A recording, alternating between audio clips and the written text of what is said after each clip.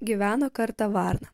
Ji beveik visą savo laiką leido aptupėdama ant medžio ir stebėdama, kągi veikia kiti miško gyventojai. Staiga ji išalko ir nusprendė eiti susirasti kažką pavalgyti. Lauke buvo tamsu ir beveik nieko nesimatė, neaišku, kur eiti. Tačiau ji nepasidavė.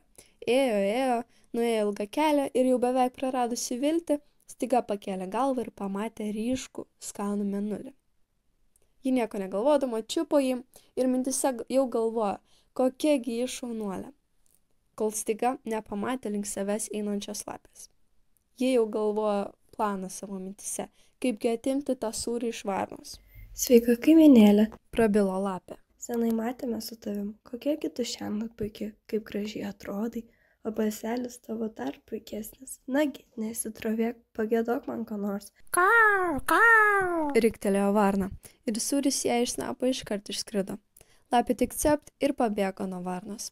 Bet neilgai jai pasisekė. Ji iš savo puikumo pamiršo žiūrėti į kelią ir atsitrenkė į medį. Taip nei varna, nei lapė neteko gardaus sūrio paragauti.